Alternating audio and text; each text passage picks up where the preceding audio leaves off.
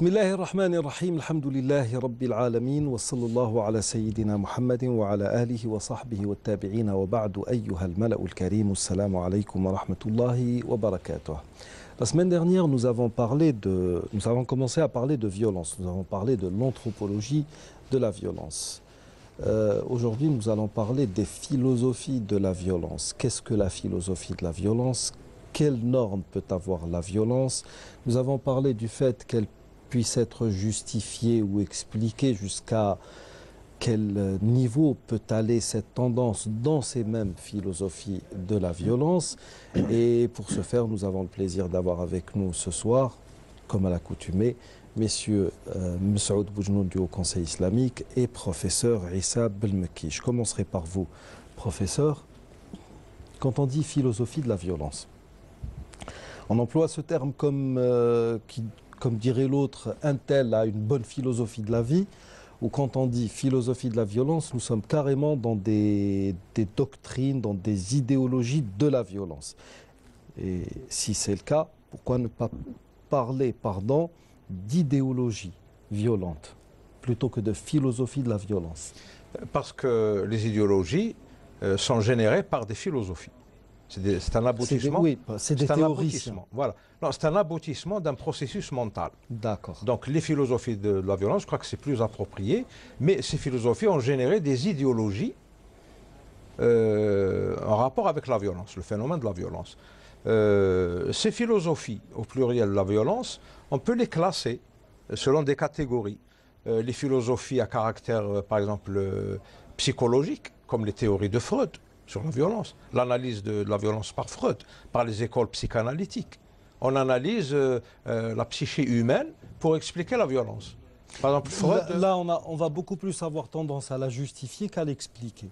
Oui, mais là, on est dans le domaine de la théorie, donc de la philosophie, donc de l'idéologie. Oui, parce que surtout concernant Freud, beaucoup de choses n'ont pas été avérées ou confirmées par la science. Hein. Oui, ça c'est un autre débat, c'est-à-dire Freud, c'est pas de la révélation ce qu'il dit. Hein, c'est clair, oui, ça, Non, mais ça a été, écoutez, au même titre que d'autres idéologies. On ne parle pas forcément de violence. L'évolution, Freud, il y a pas mal d'idéologies comme ça qui ne cessent de faire des ravages. Parce qu'elles sont surmédiatisées, parce qu'elles sont mises en avant, parce qu'elles sont présentées à l'homme de masse comme étant une vérité absolue, une science parfaite, etc. Donc, oui, par exemple, vous avez cité l'évolution. La théorie évolutionniste de Darwin, elle découle d'une idéologie de l'extermination de l'autre. Oui, on attend... Pardon, parce que, désolé de vous avoir coupé, justement parce que ça me met hors de moi. Il y a toujours, par exemple ici dans d'autres pays, des gens qui pensent être des scientifiques et qui parlent de l'évolution et qui oublient tout le contenu idéologique de cette théorie qui a à la base, bien avant Darwin, du temps de Lamarck, de la génération spontanée, et surtout après Darwin, a servi de prétexte justement pour massacrer des peuples entiers. Au nom de cette évolution. C'est la sélection naturelle, hein, oui. C'est le racisme. Non, on a justifié le racisme. Donc les êtres faibles ont tendance à disparaître. Dans le cadre de la théorie évolutionniste, quand on étudie l'être humain dans ses aspects, on va directement à ses aspects violents. La paléontologie dit que les premiers bifaces, vous savez cette pierre taillée qui sert à tuer, à assommer, à tuer, elle est vieille de 2 millions d'années. Silex. Oui. Le biface. Le silex, c'est pour allumer. Bon, oui. Alors, mais aussi pour combattre. Alors, c'est déjà une forme de justification, mais basée parce que toutes ces théories, ces systèmes d'idées, le titre est approprié, les philosophies de la violence, parce que ces philosophies ont généré des systèmes d'idées qui vont justifier cette violence. Par exemple, il y a les philosophies à caractère scientifique, comme l'évolutionnisme, donc c'est ce genre de théorie. Il y a Pseudo-scientifique. Oui, C'est pas tellement les scientifique. philosophies politiques. Oui, c'est beaucoup plus ses implications qui lui ont envoyé. Voilà. Les philosophies politiques. Qui lui ont valu son essor. Oui. Scientiste que scientifique. Les philosophies politiques. Qui justifient par exemple la création d'empires à partir de guerres. Le nazisme, le communisme, Même avant ces idéologies, par exemple, sionisme, etc. l'empire d'Alexandre le Grand, il est basé sur la violence, sur la guerre. Mais c'est justifié. L'expansion de la civilisation grecque était justifiée dans son cadre humaniste. L'humanisme, c'est une philosophie. Donc, les philosophies de la violence, ce sont ces systèmes d'idées qui étudient le phénomène de la violence dans ses différentes catégories. Par exemple, la violence des guerres, la violence politique et la violence sociale. Donc, la criminalité, les luttes intercommunautaires et même la violence qui se trouve. Tout à l'heure, on en discutait. On a même essayé de justifier la criminalité de l'homme, comme l'a fait le professeur Lombroso, par exemple, qui est très connu, criminologue, en disant que ça fait partie des gènes. Mais Lombroso, oui. Mais Lombroso n'a pas seulement justifié. Justement, il est allé dans une autre forme de violence. Ceux qui avaient le gène, je pense, XY, le Z. C'était des criminels et on a tué, on a massacré, on a tué des enfants, des enfants dans leur landau. À la naissance, on dit celui-là va devenir criminel, il faut le tuer maintenant. Lombroso l'a fait. C'est ce qu'il préconisait, du moins. Oui, par exemple, l'eugénisme est une philosophie. Oui, par exemple. C'est une philosophie. Oui. Mais c'est une philosophie qui justifie la violence, des formes de violence. Par exemple, la sélection immorale et amorale de l'espèce humaine, c'est une forme de violence qui est justifiée par l'eugénisme. Donc, ces philosophies de la violence, ce sont des systèmes d'idées qui ouvrent des portails sur des champs de recherche pour comprendre ce phénomène de violence. Mais un musulman, par exemple, ou un religieux, disons, du bon côté de la religion. Pas parce que la religion en tant que phénomène humain, elle a son bon côté et son mauvais côté. Non, il y a sa bonne ou mauvaise interprétation par les gens. Oui. Donc, un musulman, par exemple, authentique, ne se croirait jamais lié par ces systèmes d'idées. Parce que sa référence est tout autre. Sa référence, c'est la révélation, la loi divine. Donc il ramène tout à cette loi divine et il juge, il condamne, ou il encourage. C'est ça la position. Justement, comment vous expliquez par exemple une religion comme le christianisme, qui te dit, si quelqu'un te frappe sur la joue droite, donne-lui la joue gauche. Dans l'autre joue. Et justement, le christianisme a été utilisé avec des interprétations erronées pour justifier, et ça s'est passé en Algérie, du temps de l'occupation, le général Massu et le colonel Bijar, lorsqu'ils s'adonnaient, ils pratiquaient les tortures sur les militants algériens, la torture, elle était justifiée par un prêtre catholique qui s'appelait le père de la rue. Très connu. Donc il leur disait que pour leur donner une caution morale, vous avez le droit de faire des tortures pour soutirer des informations aux terroristes algériens, entre guillemets, parce que vous allez sauver des vies humaines. Donc, et ça, c'est ça la religion. On peut avec une interprétation erronée, on peut en faire un objet de violence, de tout ce qu'on veut. Instrumentalisation. Tout à fait, tout ce qu'on veut. Tout ce qu'on veut.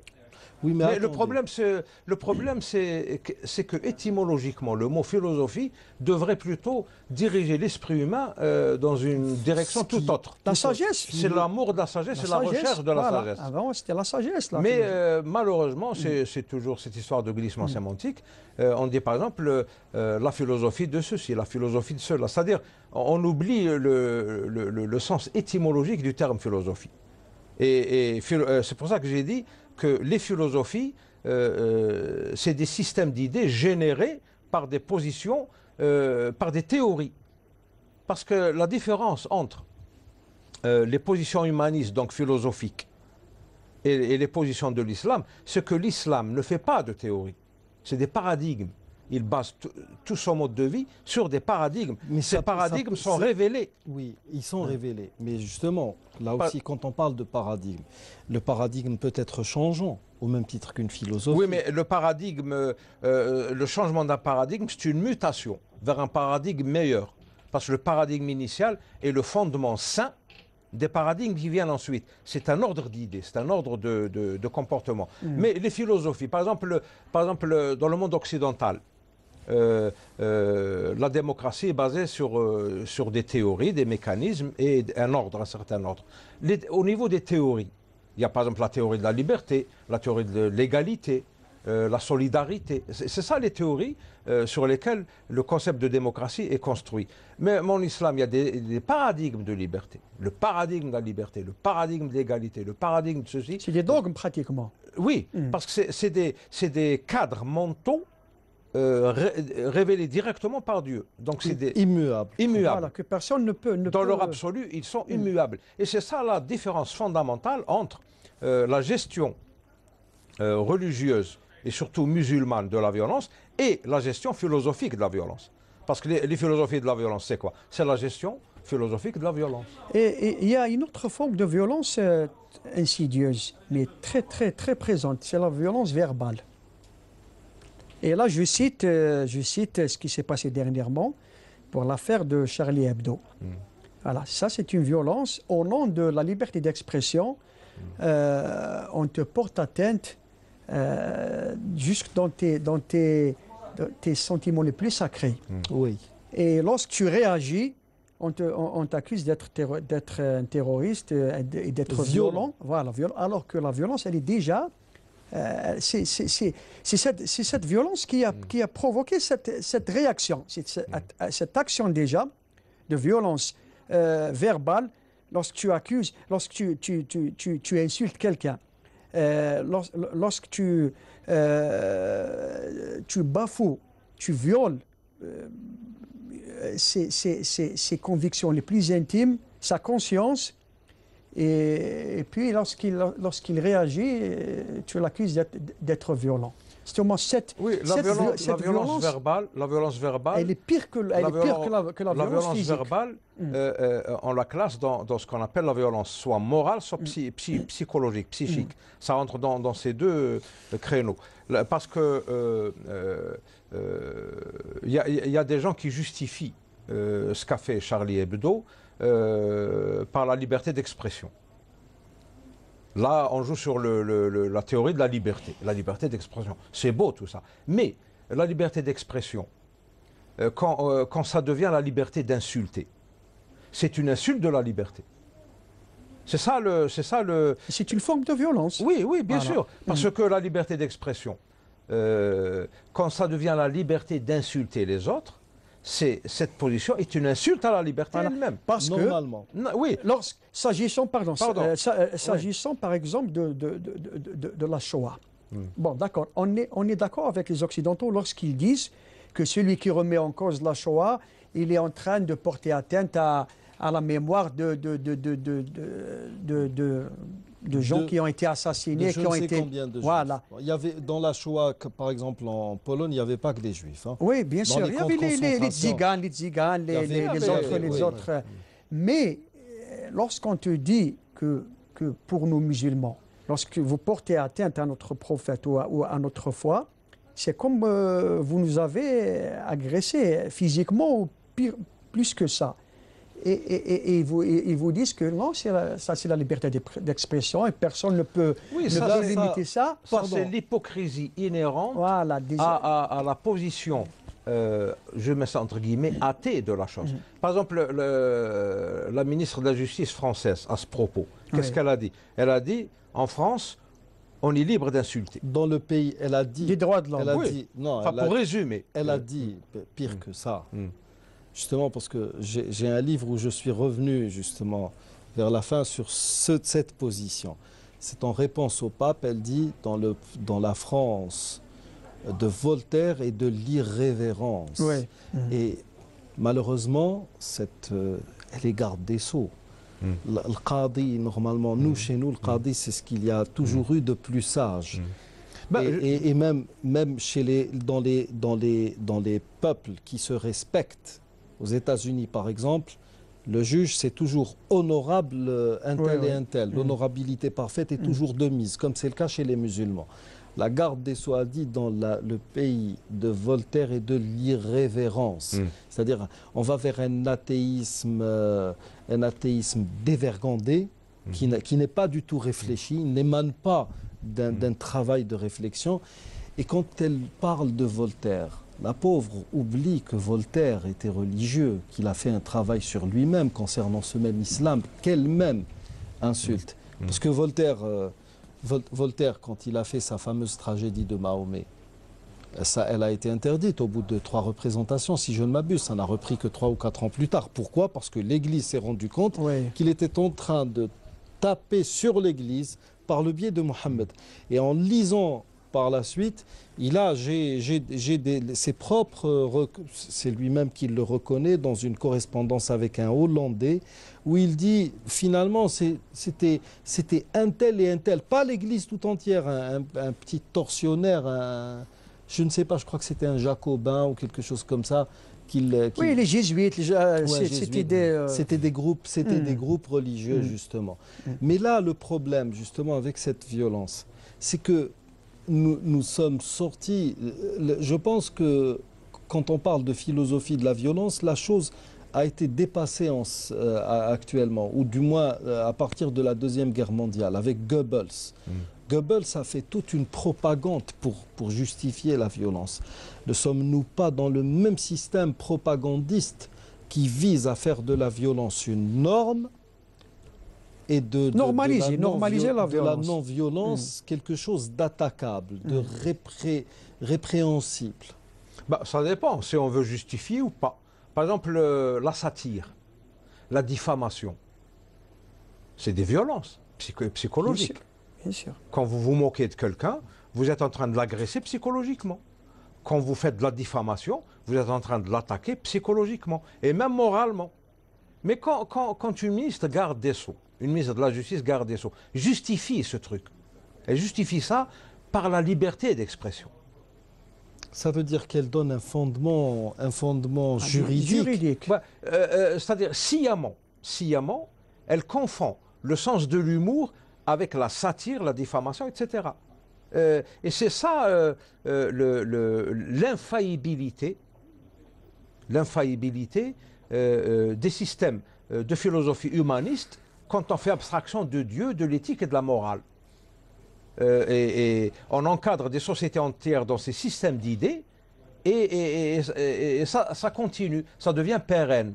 C'est ça le problème de la violence quand elle est justifiée par des systèmes philosophiques. Parce que l'irrévérence, elle fait partie de quoi? Elle fait partie d'un système philosophique qui s'appelle le cynisme. Les cyniques grecs étaient irrévérencieux dans l'âme. Donc quand on justifie ces choses, cette agression, cette violence psychologique, morale, par un système philosophique, là on est en train de faire une philosophie de la violence.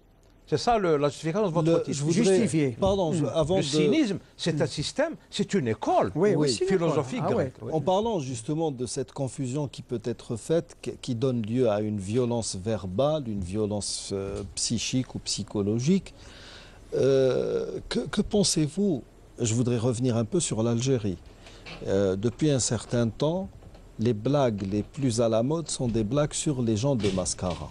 واحد المعسكري دار واحد المعسكري قال Et le problème, c'est que ne pensez-vous pas que derrière toutes ces blagues, il y a une petite intelligence, une philosophie qui vise à frapper l'Algérie dans ses fondements? Parce que Mascara, c'est un symbole.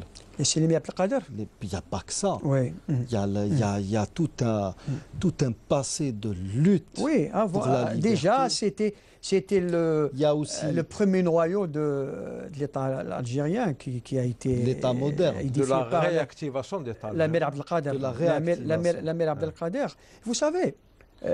Ne pensez-vous pas, attendez, ma question, elle va plus loin.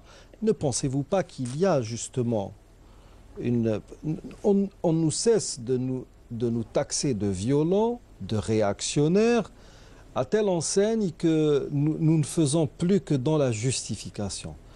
Ça nous use au plus haut point et ça nous pousse à nous justifier alors que nous sommes vraiment loin de toute cette vision que l'on veut donner de nous. Mais là aussi, autre chose qui va nous user, c'est qu'on va dans des formes de violence verbale, on va tourner en dérision quelque chose de beau, quelque chose. Maaskar, je suis désolé, hein, je connais beaucoup de gens de Maaskar, et de loin, dans l'ouest algérien, c'est l'une des régions les plus conservatrices. Oui. Et les gens de Mascara, ce n'est pas des analphabètes bêtes ne comprenant rien, contrairement à ce qui se dit. Mais pour beaucoup de moins que rien, et je pèse mes mots, des moins que rien, qui ne travaillent pas, qui n'ont pas fait d'études, qui ne veulent pas travailler, qui ne veulent pas faire d'études, qui passent leur temps dans la rue, quand vous lui dites ah, un tel c'est un masqueré, ah bon, ils sont bêtes, ils sont ceci, ils sont cela. Donc cette idée comme ça, cette forme de violence visant justement à nous attaquer. Une région particulière comme ça. Oui. Mais franchement, moi j'ai beau chercher à savoir d'où vient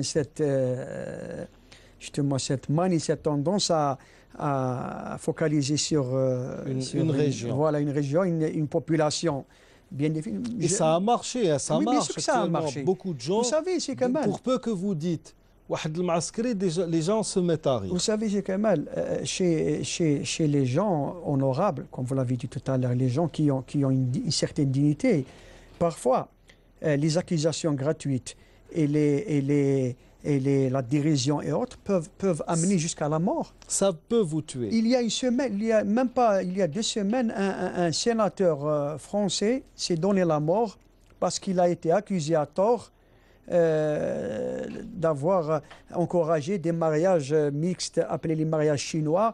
Il a laissé une lettre accusant la presse et certains politiciens de l'avoir. Il y a une vingtaine d'années, Robert Boulin, l'ancien ministre des Finances de François Mitterrand, s'est donné aussi la mort parce qu'il a été accusé à tort d'avoir pris des pots de vin, etc. C'est le même cas avec Bérégovoy, suite à son affaire exactement, de prêt. Voilà, Bérégovoy. On a jeté le discrédit sur lui en disant, il y a un vent de suspicion, disait que voilà, s'il a eu un prêt sans intérêt, ça veut dire qu'il a dû donner quelque chose à son créancier voilà. en échange. Et ça l'a mené justement. Pour les gens qui ont des principes, qui ont des convictions. Justement, écoutez, le problème est que dans notre pays, justement, je le dis, j'ai vécu cela. Vous savez, quand vous êtes par moment dans des affaires et s'il y a au moindre hic, les gens vous disent, bon voilà, comment est-ce qu'on peut régler la chose? Vous dites par exemple, je ne sais pas, on attend, on voit, oh, on essaye, on joue justement sur tout l'intérêt que vous portez à votre image de marque, à votre réputation, on essaye de jouer sur cela. Moi je pense que ça provient un peu de l'ignorance des gens, parce que vous savez, hein, on est en face d'une société qui est dans l'ignorance fait des ravages, hein, et il faut le reconnaître, que ce soit vis-à-vis de la religion, même vis-à-vis des simples choses de la vie.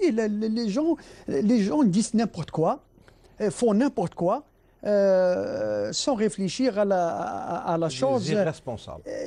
Exactement. Par exemple, accuser quelqu'un, donc l'attaquer moralement et psychologiquement, l'accuser d'une malversation. C'est pourquoi, pardon, j'allais juste ajouter, c'est pourquoi il y a plusieurs versets du Coran qui mettent l'accent sur cette. يا الذين آمنوا إن جاءكم فاسق تبينوا ولا تجسسوا ولا يغتب بعضكم بعضا etc. Donc c'est des versets pour éduquer les gens parce que c'est des choses qui ont leur importance. Il y a un verset qui interdit parce qu'il y a là harf al-nafi et cela c'est un ordre. Il interdit la dérision et la moquerie, la diffamation. لا يسخر قوم من قوم عسى أن يكون خير ولا نساء من نساء. Ce qu'a fait Charlie Hebdo, sakhira min Rasoul. Et le prophète, il a été classé à la tête d'une liste des 100 personnalités qui ont le plus marqué l'humanité. Michael Hart.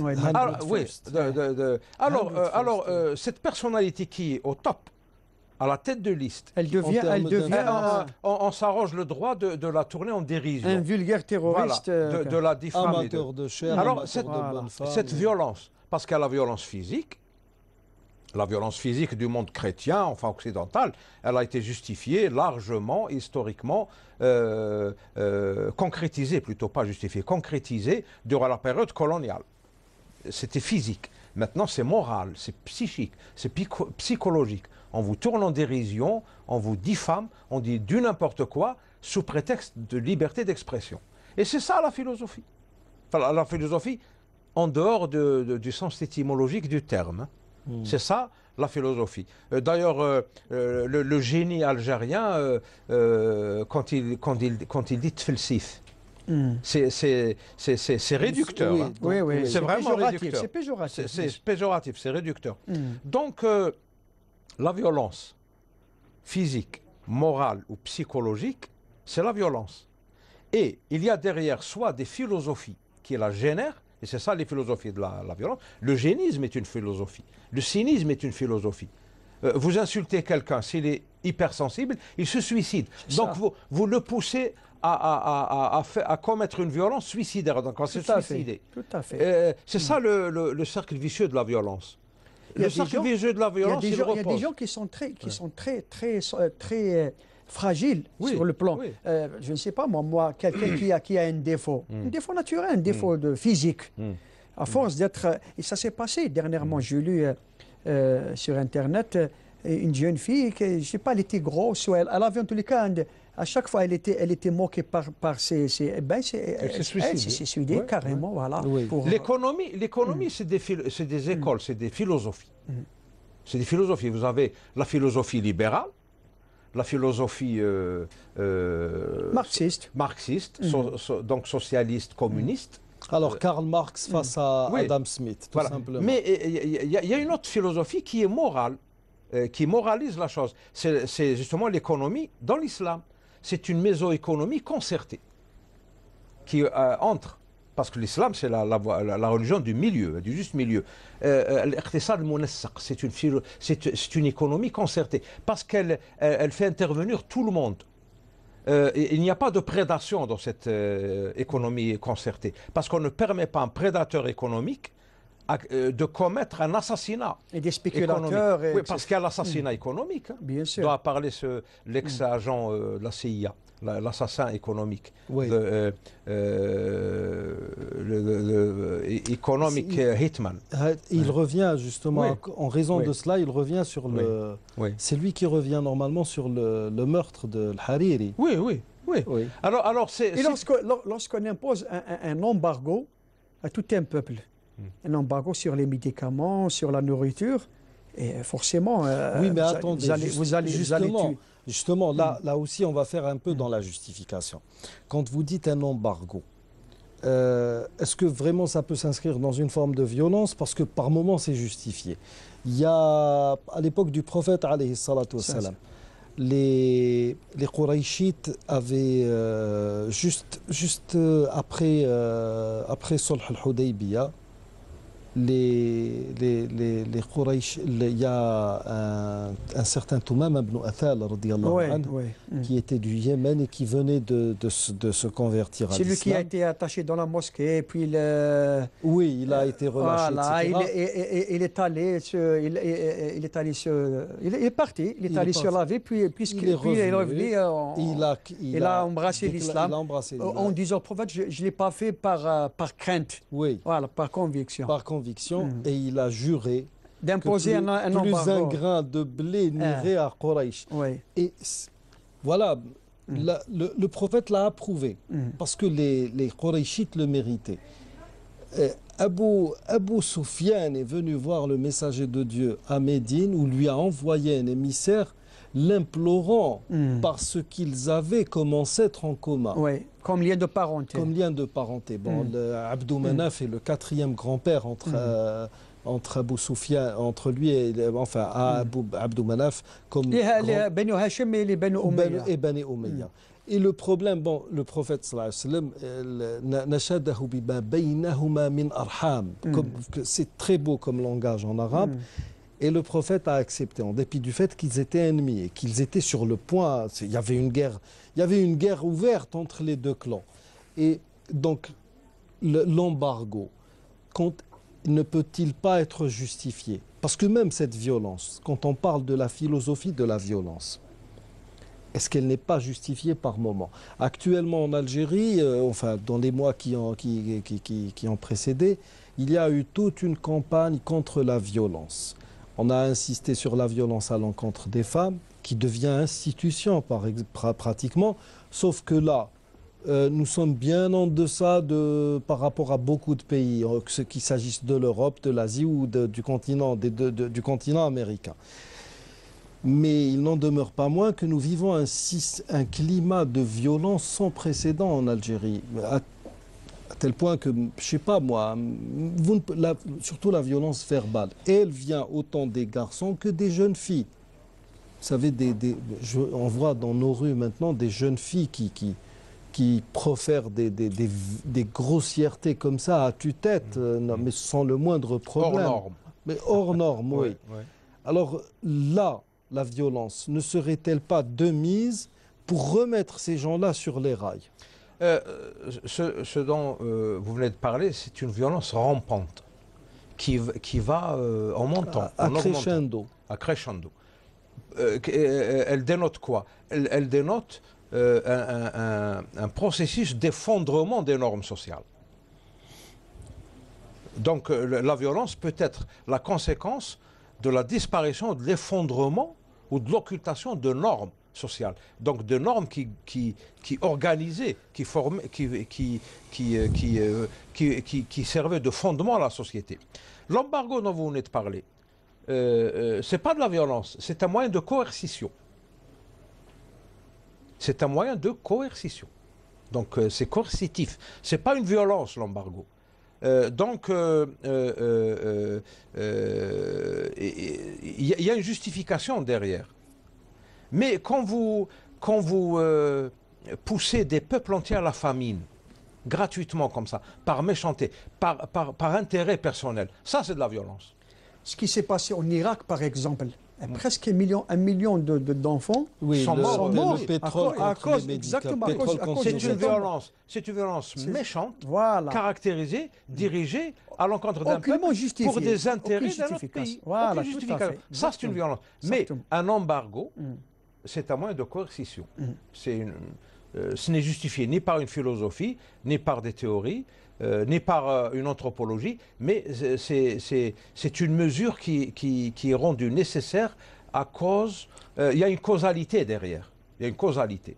Parce que tout ce qui se passe dans le monde musulman, et surtout, à plus forte raison, durant la vie du prophète, ne peut pas faire dans l'immoralité, ou dans l'injustice, ou dans n'importe quoi de négatif. Donc, l'embargo dont vient de parler Oustaz Sekat, c'était un moyen de coercition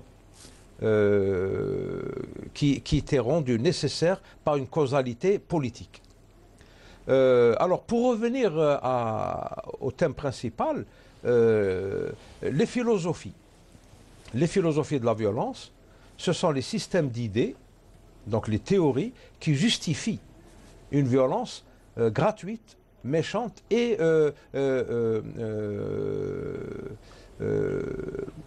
homicide n'est pas le terme, hein, c'est des attitudes anti-humanistes, anti-humanité. Alors attention, là justement par rapport à la semaine dernière, vous dites anti-humaniste et vous employez humaniste, je ne sais pas, dans un sens qui me paraît noble. Alors que la semaine dernière, vous nous avez expliqué humaniste dans son étymologie comme étant une reconnaissance de l'homme concret. Concret, oui. Il n'y a aucune valeur morale à la question. Je le considère dans son... Et là, quand vous dites anti-humaniste, ça veut dire quoi? Bon, c'est-à-dire... anti-humain, tout court. Anti-humain, c'est-à-dire même anti-humaniste, parce que même dans son aspect purement concret, je le détruis.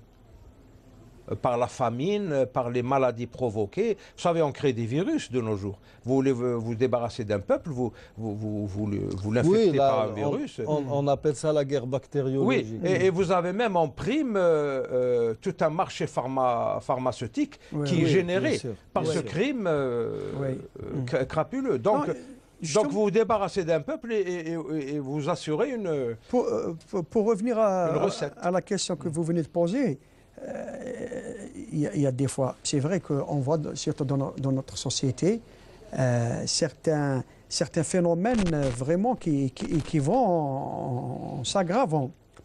Mais là, ça revient, ce n'est pas une question de... Ça revient, c'est à l'autorité, c'est l'autorité de l'État qui doit s'appliquer. Et l'autorité de l'État, lorsqu'elle est basée sur la justice, on ne peut pas la considérer comme une violence. Chaque État, toute société a le droit de se défendre contre les abus, contre les déviations. Sinon, ça va être l'anarchie. Si on laisse ces phénomènes se répandre dans la société, alors... Oui, mais le pouvoir qui est l'apanage de l'État, le mulk. Et c'est le mulk, c'est quoi? C'est l'adl. C'est la justice, c'est ça. Quand l'État est intrinsèquement juste, moral et juste, et il ne commet aucune violence. Même s'il ordonne ou il génère des actes violents, c'est pour défendre la justice, c'est pour défendre la société. La société, voilà. Mais quand il s'agit d'une violence contre politique... les excès de tous bords. Une violence politique qui vient d'en haut pour faire un nivellement par le bas, là, c'est une violence politique. Et voilà. Que dites-vous, donc, alors, que dire de ce que vous nous disiez, autant la semaine dernière qu'hors émission, de cette violence qui vient du bas vers le haut? C'est quoi? Elle se caractériserait par exemple, on avale par exemple, une opposition. Une opposition, elle peut être armée. Elle peut être radicale. Ça, c'est une forme de violence. Mais sa valeur morale, là est la question. Quelle est sa valeur morale? Est-ce que c'est pour se débarrasser d'une dictature, d'un État totalitaire, d'un système politique totalitaire qui bafoue la justice, justement? C'est ça l'islam. Il vous demande une raison de faire quelque chose. Vous devez avoir une raison. Et cette raison, elle a un caractère moral. Tu trouves l'ahkam. Licite. Licite. Elle doit être légitime. Le terme, c'est légitime. Si une violence est légitime, donc c'est pour empêcher des excès dans la gouvernance, par exemple tels que la dictature, l'absolutisme, le totalitarisme, etc. Là, c'est une violence justifiée. La négation des droits. C'est une violence justifiée, même si elle ne vient pas d'en bas. Mais elle doit avoir ses normes morales. Tout est question de normes. Parce que la définition de la violence, justement, elle se fait dans le cadre de normes. Une agression physique gratuite, c'est une violence gratuite. Mais il y a d'autres formes de violence qui sont régies par des normes. Saska a parlé tout à l'heure de la violence conjugale. Contre les femmes. Quand on parle de violence contre les femmes, bon, mis à part le harcèlement sexuel et tous ces comportements bizarres, anormaux, qui relèvent de phénomènes, disons... libido. Oui, odieux, tout simplement. Voilà. Mais c'est une violence cachée parce qu'elle est rarement déclarée. La violence... et la violence dans le foyer... Pour des raisons bien... Non, mais la violence dans le foyer, elle est dirigée contre les enfants aussi. Vous savez, un délinquant, c'est un enfant battu qui a subi une violence dans la cellule familiale. Donc il a été battu sans raison. Parce que battre un enfant pour l'éduquer, ce n'est pas Dharb al-Mubarrih. Ce n'est pas les coups qui laissent des séquelles, voilà, des séquelles morales, des fractures, des cicatrices. C'est ça. Donc là, c'est l'intervention des normes. Éduquer un enfant, même par la manière forte, doit obéir à des normes. Et la violence, quand elle s'élargit, par exemple, et aboutit à une guerre civile, une guerre civile, c'est quoi? C'est la violence hors norme, c'est l'hyperviolence, la violence à l'état pur. C'est ce qui se passe en Syrie, au Yémen, en Libye. C'est ça. Ça, c'est une guerre civile. Donc, c'est l'hyperviolence, la violence à l'état pur. Pourquoi? Parce que les normes sont parties. Les normes de l'État. L'État s'est effondré. Donc, il n'y a plus de système politique. Semblant d'État. Il n'y a plus d'autorité qui organise juridiquement et politiquement la société. Et là, c'est une perte de normes politiques, morales, sociologiques, sociales, etc. Donc, le critère de norme est très important quand on parle de violence, du point de vue moral, quand on juge un acte violent ou pas. Je dis ça parce que, Saskat a donné comme exemple tout à l'heure, l'embargo alimentaire. L'embargo alimentaire est immoral quand il est gratuit, quand il est fait... Pour soumettre un peuple. Voilà, pour soumettre un peuple, comme ça, sans aucun droit, etc. À Cuba, c'est 60 ans d'embargo. Oui. Pour des raisons politiques. Tout à fait. L'Iran, depuis 79, ou je ne sais pas, il est soumis à un embargo. Donc c'est une punition collective de tout un peuple.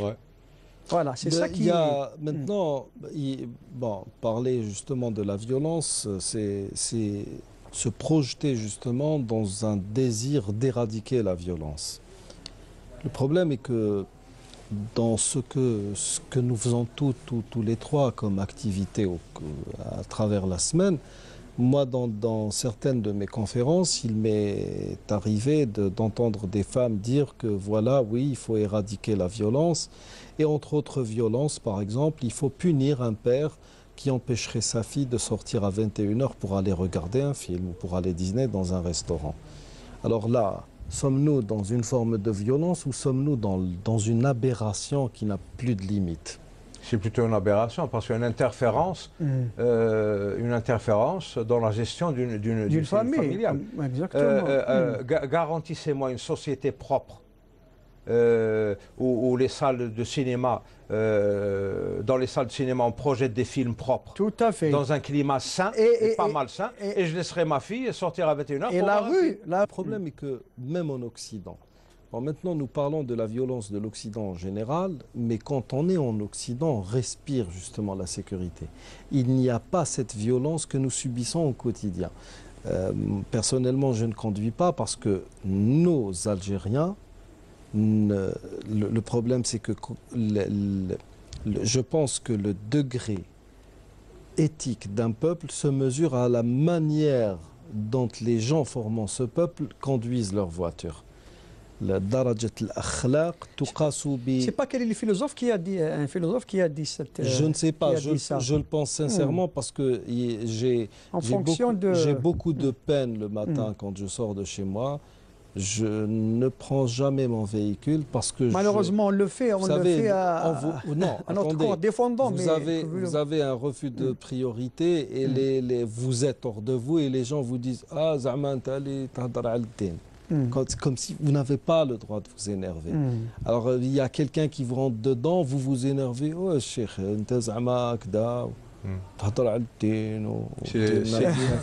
c'est humain, mais on doit le combattre. Oui, a dit à 3 reprises à un compagnon, la taghdab, la taghdab. Oui, parce que la colère est... Oui, mais attendez, les gens vous mettent hors de vous et ils vous disent ensuite, non, mais toi, tu n'as pas, justement, pas le droit de te mettre en colère. Pourquoi? Parce que tu es un tel. Alors, soyons sérieux.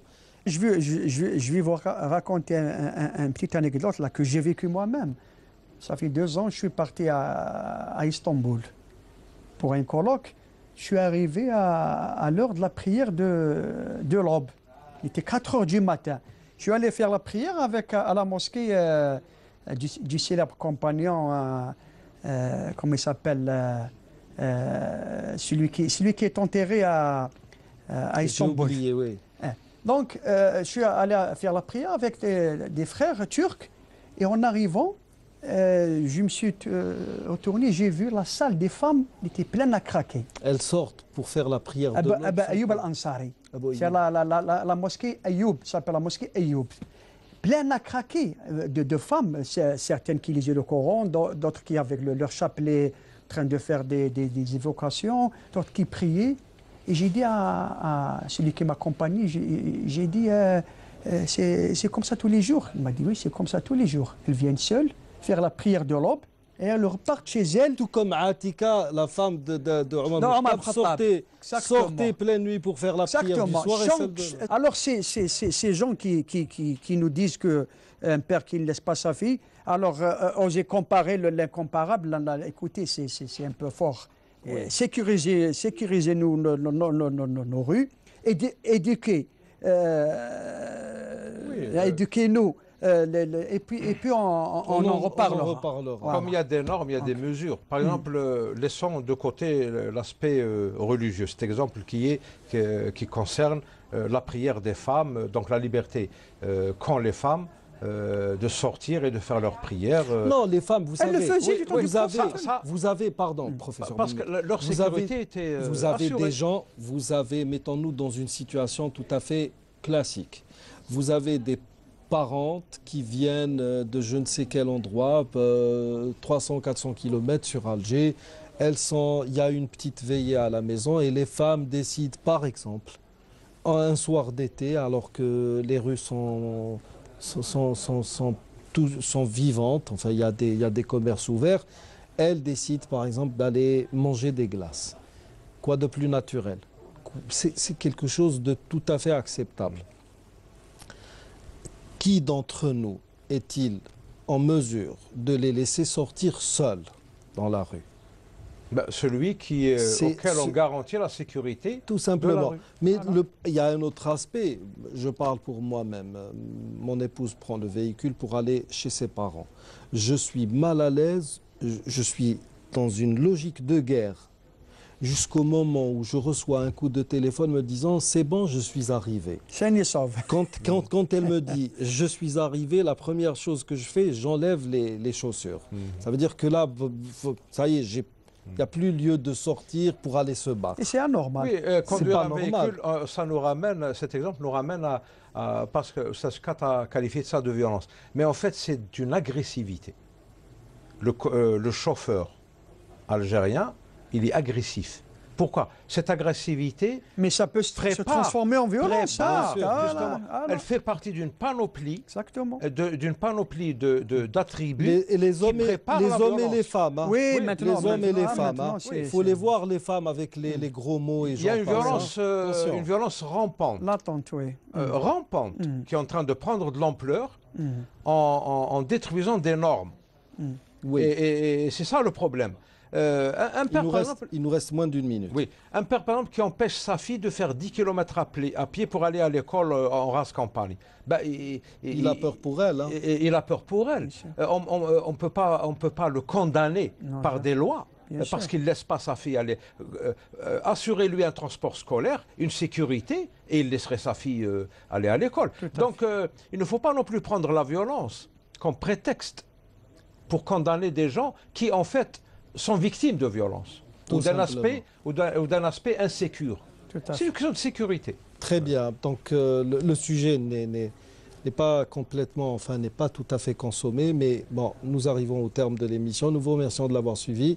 Nous poursuivrons la semaine prochaine. D'ici là, je vous dis astawdi'ukumullah alladhi la tadi'u wadai'uhu. Assalamu alaikum wa rahmatullahi wa barakatuh. Merci messieurs.